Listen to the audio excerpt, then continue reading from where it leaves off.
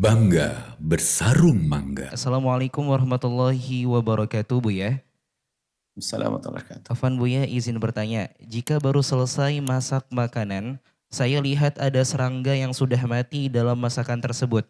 Bagaimana status makanan tersebut? Apakah menjadi najis atau masih boleh dikonsumsi?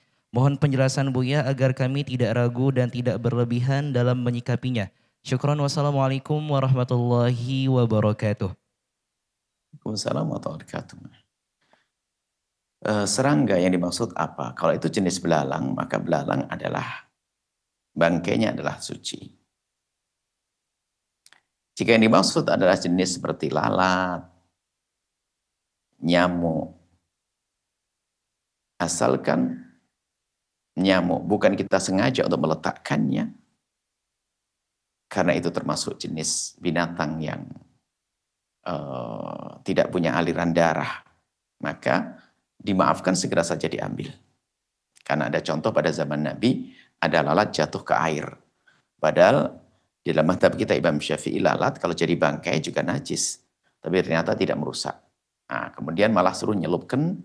Ya, berarti kan nyelupkan di sini adalah untuk menghindari daripada penyakitnya. Kemudian setelah itu tetap diminum. Jadi kalau urusan seperti itu, asalkan tidak dengan sengaja. Jadi ada kalau jenis belalang, memang jenis belalang adalah bukan suatu najis. Kalau jenis belalang adalah tidak najis. Tapi kalau seperti nyamuk, seperti lalat, dalam mazhab kita Imam Syafi'i adalah najis.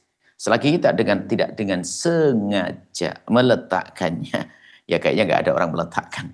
Saya kira, ini ada tambahannya biar sedap, ya nggak ada begitu. Tapi kalau sudah terlanjur masuk, cabut saja, selesai.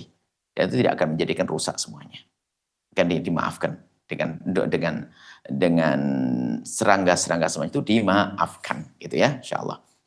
Semoga Allah memberikan kepada kita penjagaan. Nah, yang perlu kami hadirkan sih, jangan sampai Anda gampang kena masuk was-was. Makanan sebanyak itu dibuang semuanya dan sebagainya. Nah, kemudian belum lagi kalau kita menyeberang kepada madhab yang lain seperti madhab Imam Malik, lebih ringan lagi. Nah, kita perlu saat ini, apalagi ini adalah bukan. Jadi ada kalau kita bicara tentang kesalahan dan dosa. Dosa yang paling berat adalah dosa ganggu miliknya orang, haknya orang lain. Adapun hal ini adalah hal yang bukan, tidak ada urusan dengan orang, haknya orang, tidak ganggu orang dan sebagainya.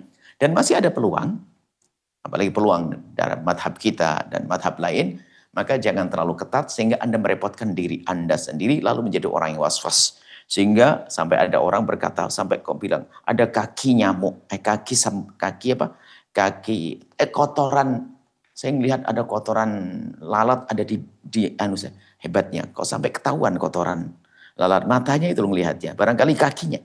Karena kalau orang was-was terus kebayang-bayang, maka yang menjadi masalah adalah diri Anda yang kena was-was, jangan bikin orang lain gelisah. Sehingga ada serangga satu, cabut, dibuang, selesai. Oh, nanti masakan sebanyak itu langsung dibuang. Nah, karena kalau serangga adalah termasuk yang jenis binatang yang tidak berdarah, maka dimaafkan ya.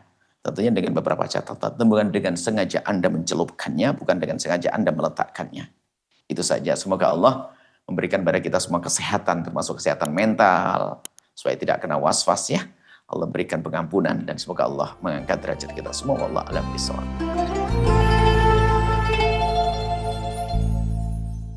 Sarung mangga, sarung kebanggaan kita. Bangga bersarung mangga. Sahabat Al-Bahjah TV, setelah menyaksikan video ini, jangan lupa bersolawat kepada baginda Nabi Muhammad.